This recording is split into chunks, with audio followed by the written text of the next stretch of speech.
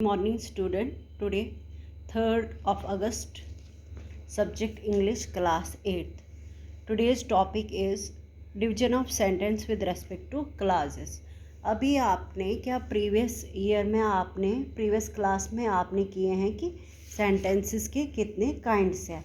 आज मैं आपको बताऊंगी कि एक सेंटेंस को कैसे हमने 3 पार्ट्स में डिवाइड किया with respect to their classes.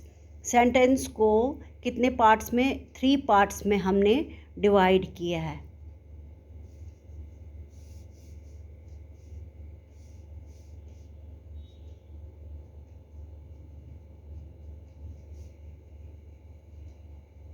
Three parts. पहला है सिंपल सेंटेंस.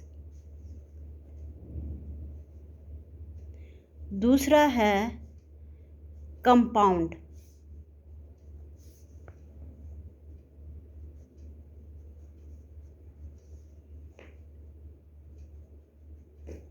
और तीसरा है कॉम्प्लेक्स.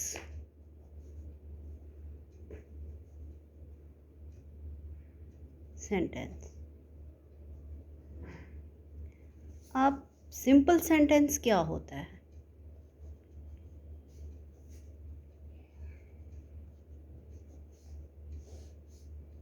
सिंपल सेंटेंस क्या होता है? जिस सेंटेंस में एक सब्जेक्ट होता है, one subject, one finite verb and one predicate होता है.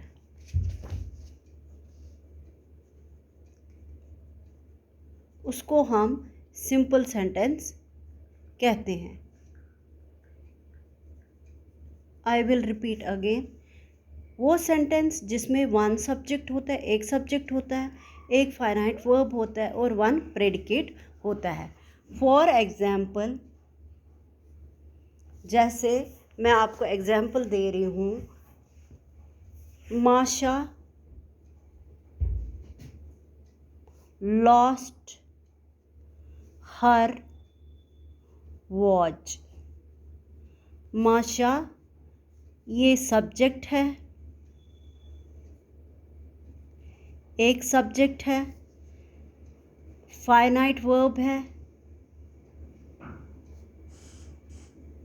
और वॉच जो है ये प्रेडिकेट है. इस सेंटेंस को हम सिंपल सेंटेंस कहते हैं. जिस सेंटेंस में एक सब्जेक्ट होता है, एक फाइनाइट वर्ब होता है और एक प्रेडिकेट होता है, उसको हम सिंपल सेंटेंस कहते हैं. अब कंपाउंड सेंटेंस क्या होता है?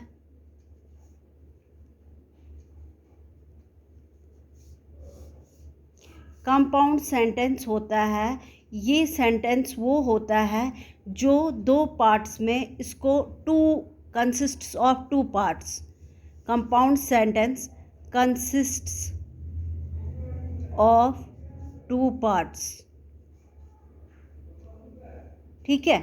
और ये जॉइंट होता है, joint by coordinate conjunction, coordinating conjunction में.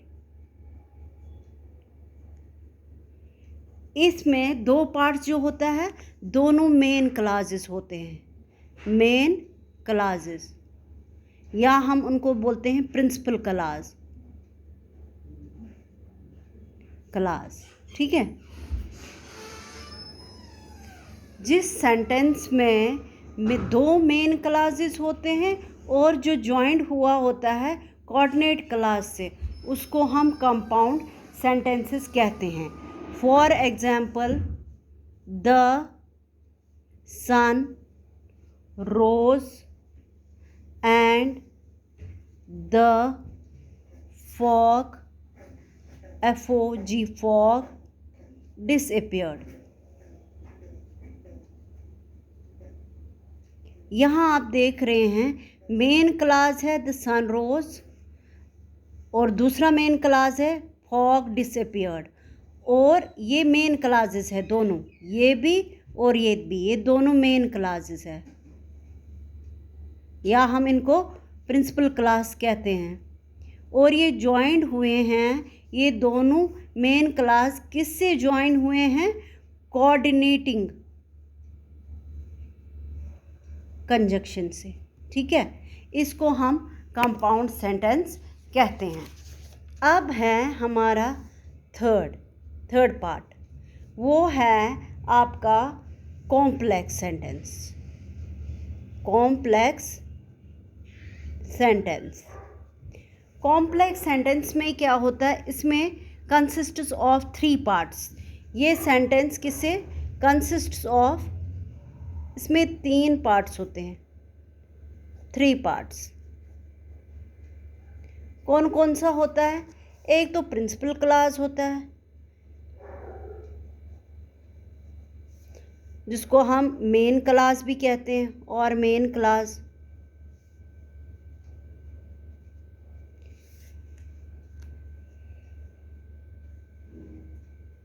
और इसमें दैट लगता है, और इसका सबऑर्डिनेट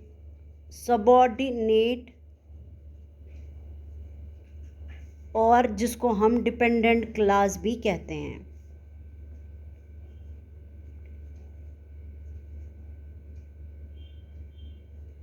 क्लास कहते हैं, ठीक है। कॉम्प्लेक्स सेंटेंस में प्रिंसिपल क्लास होता है, दैट लगता है, और सबऑर्डिनेट क्लास भी होता है, ठीक है। इसको हम कॉम्प्लेक्स सेंटेंस कहते हैं। फॉर एग्जाम्पल मैं आपको देती हूँ, जैसे रईस sold the pen